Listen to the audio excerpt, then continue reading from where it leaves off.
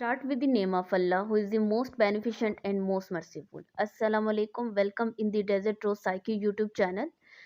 Hope everyone will be fine and with the good health. Myself Inza, and today's topic of presentation is rehabilitation goals. Rehabilitation goals होते क्या है और athletes के अंदर जो है वो रिहेबिलिटेशन गोल्स कैसे अचीव किए जा सकते हैं, आज हम इस टॉपिक के ऊपर डिस्कशन करेंगे। रिहेबिलिटेशन का मतलब क्या होता है? रिहेबिलिटेशन वो आर्ट ऑफ हीलिंग होती है, यानी कि एक बंदे का अपनी लाइफ की तरफ, अपनी डेली लाइफ एक्टिविटीज़ को रीगेन करना थ्रू थेराप्यूटिक से, यानी कि फिजिकल थेरेपी के थ्रू जो है वो अपनी डेली लाइफ एक्टिविटीज़ को रीगेन करना। रिहेबिलिटेशन जो गोल हैं at end that one tries to achieve, जब हम किसी चीज़ को अचीव करते हैं वह थेराप्यूटिक इंटरवेंशन के ज़रिए से। सबसे पहले जो होती है वो क्या की जाती है, जो एथलीट्स पर्सन होते हैं, अब हम यहाँ पे बात करेंगे एथलीट पीपल्स की, आम लोगों की बात नहीं करेंगे, ठीक है। क्योंकि रिहेबिलिटेशन जो गोल्स होते हैं जो अचीव करवाए जाते हैं वो मेजर जो लोग होते हैं वो एथलेटिक जो पीपल्स होते हैं उनके अंदर ये किया जाता है, जो जिमनास्टिक्स से होते हैं, स्पोर्ट रिलेटेड जितने भी आ जाते हैं उनसे। सबसे पहले जो है वो इनिशियल इवैल्यूएशन की जाती है, उसके बाद री इवैल्यूएशन की जाती है। 2 प्राइमरी गोल्स आ जाते हैं, ठीक है? इसमें और प्राइमरी गोल हमारे पास कौन-से होते हैं कि एक शॉर्ट टर्म गोल होते हैं और एक लॉन्ग टर्म गोल होते हैं। प्रिवेंट करवाया जाता है, इंजरी से प्रिवेंट करवाया जाता है और सेफ रिटर्न होते हैं हमारे पास, जो इंजर्ड एथलीट होता है, ठीक है, वो सेफ रिटर्न होता है, ठीक है, as the level of the competition के ऊपर एज क्विकली एज पॉसिबल। यानी कि अगर वहाँ पे एथलीट को अगर सपोर्ट जो है वो एरिया है, ठीक है, वहाँ पे अगर उनकी ट्रेनिंग हो रही है, ठीक है, या कोई भी एक्टिविटी प्ले हो रही है और उसके दौरान जो है एथलीट को अगर कोई इंजरी हो जाती है तो फ़ौरन से जो है उनको रिहैबिलिटेशन या जो इंजरी प्रिवेंशन जो मेजरमेंट्स है जिनमें थेरेप्यूटिक इंटरवेंशंस उसी वक्त दे दी जाती है। इंजरी प्रिवेंशन में हमारे पास सबसे पहली चीज़ क्या आ जाती है कि फिजिकल कंडीशनिंग आ जाती है। फिजिकल कंडीशनिंग के बाद हमारे पास आ जाती है प्री पार्टिसिपेशन फिजिकल एग्जामिनेशन की जाती है, ठीक है। एग्जामिनेशन के बाद हम क्या किया करते हैं कि जो इंजरी हुई हुई है उसकी डेटा कलेक्शन की जाती है, ठीक है। यानी कि किस टाइप की इंजरी है और अभी ठीक हो सकता है प्लेयर, उसके बाद खेल सकता है या उसके बाद खेलने से उस वो कंडीशन ज़्यादा ख़राब हो सकती है, ठीक है। तो इस चीज़ के लिए हम डेटा कलेक्शन करते हैं। देन हमने उसको गाइड करना है कि न्यूट्रिशन और डाइट उसने कैसे लेनी है, उसकी एजुकेशन करनी है, क्योंकि कुछ ऐसे प्लेयर्स होते हैं जिनको इन चीज़ों का नहीं पता होता है, वो कुछ बैकग्राउंड एरियाज से होते हैं, ठीक है, तो उनको प्रॉपर एजुकेशन अवेयरनेस देनी पड़ती है कि आपने इस तरह से जो है वो फिटनेस को मेंटेन रखते हुए आपने ये चीज़ें यूज़ करनी है। सेफ प्लेइंग इन्वायरमेंट होना चाहिए, इक्विपमेंट भी जो हैं वो सेफ होने चाहिए।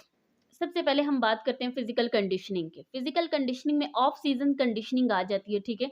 इसमें क्या होता है कि डिक्रीज होता है, इसमें एथलीट का जो रिस्क ऑफ इंजरी होती है वो डिक्रीज होती है, ठीक है, क्योंकि आप उस चीज़ को नोटिस कर रहे होते हो, आप उनकी फिजिकल को वहाँ पे नोटिस कर रहे होते हो, आप देख रहे होते हो, ठीक है, कि किस लेवल की इंजरी हुई है उनको।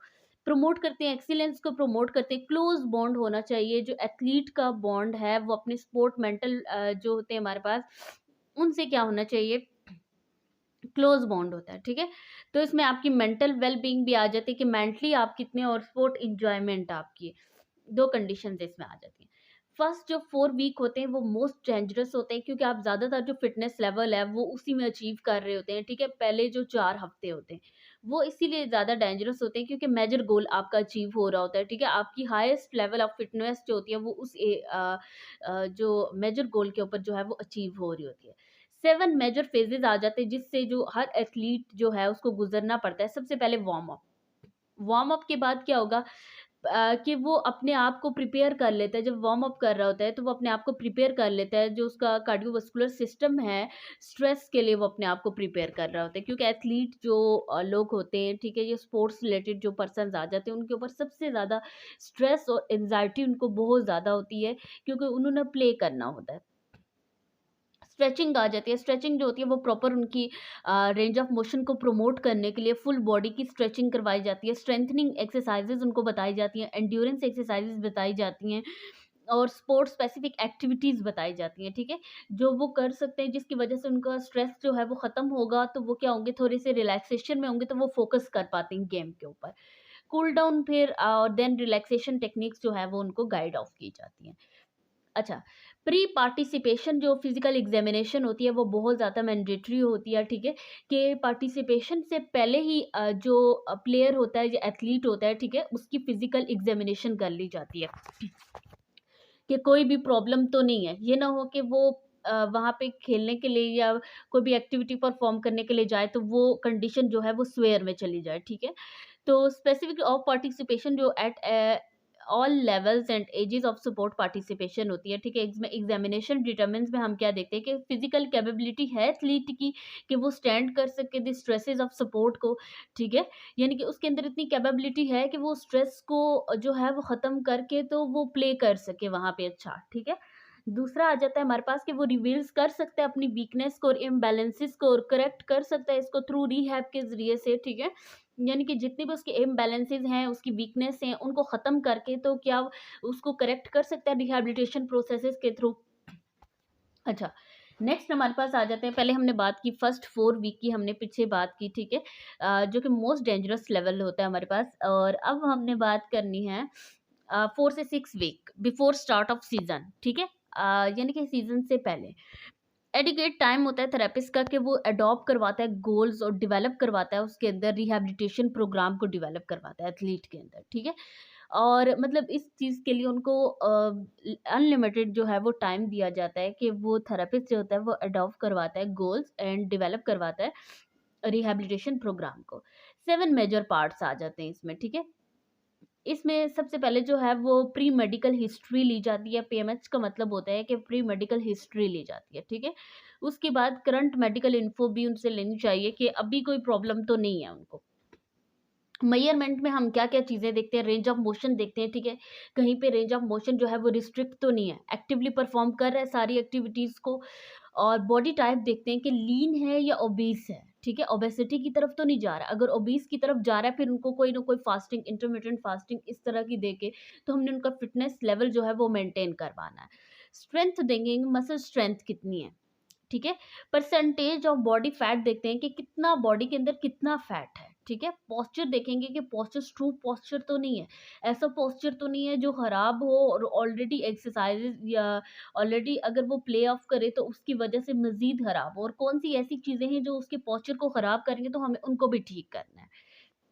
सीवीएस फिटनेस कार्डियोवास्कुलर जो है वो फिटनेस बताई जाती है, कार्डियक रिहैब प्रोग्राम करवाया जाता है प्रॉपर उनको, ठीक है, ताकि क्योंकि सबसे ज़्यादा उनके ऊपर बर्डन होता है, उनको स्ट्रेस होता है, उनको एंग्जाइटी होती है, तो इस चीज़ को ख़त्म करने के लिए, ठीक है, तो इस चीज़ को भी देखा जाता है। ऑर्थोपेडिक एग्जामिनेशन की जाती है कि कहीं बोन्स का कोई फ्रैक्चर या कोई बोन जो है वो टेढ़ी ना हो, ये सारी चीज़ें जो है वो इसमें देखी जाती हैं। आई एग्जामिनेशन किया जाता है कि आई साइड वीक तो नहीं है। डेंटल स्क्रीनिंग की जाती है कि आइदर कोई टीथ का या इस तरह का कोई इशू तो नहीं है, गम्स वगैरह का, ठीक है। लैब टेस्ट उनके परफॉर्म किए जाते हैं कि उसमें कोई बीमारी वगैरह तो नहीं है। रिव्यू किया जाता है, जितना भी एग्जामिनेशन होती है वो फिजिशियन जब इसको अलाउ करता है और डिस अलाउ या रिस्ट्रिक्ट करता है पार्टिसिपेशन को।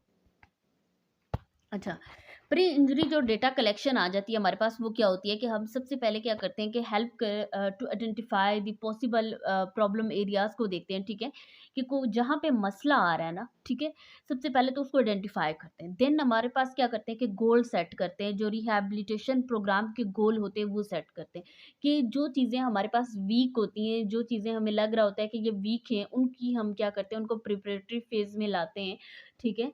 और उनकी जो फ़िटनेस और वो सारी चीज़ें हैं जो हैं, जिन चीज़ों की डेफ़िशिएंसी है बॉडी के अंदर, उनको पूरा करते हैं। स्ट्रेंथ देखी जाती है, पावर देखी जाती है, एंड्योरेंस एथलीट के अंदर ये 3 मेन चीज़ें बहुत इम्पोर्टेंट होती हैं, और एडवाइस किया जाता है उनको short term and long term goal after जब इंजरी सस्टेंड हो जाती है उसके बाद हम उनको बता देते हैं कि शॉर्ट टर्म है या लॉन्ग टर्म गोल जो है उन्हें कैसे अचीव करने हैं, और ऑब्जेक्टिव डेटा इसमें प्रोवाइड किया जाता है।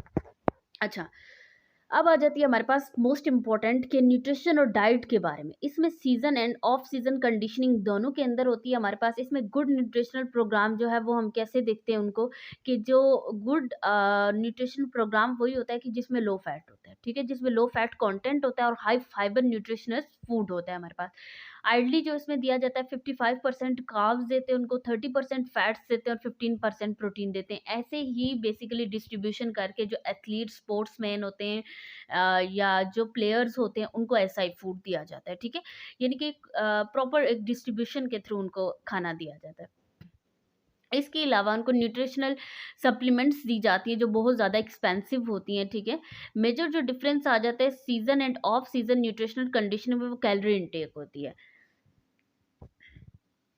एक्टिविटी लेवल इसमें देखी जाती है, ठीक है? सेडेंटरी हमारे पास क्या आ जाती है कि पर्सन के अंदर जो एवरेज होती है हमारे पास वो 1500 होती है, मॉडरेट में 3000 होती है और हाई इंटेंसिटी जो ट्रेनिंग होती है एथलीट की वो 5000 होती है। Thank you so much.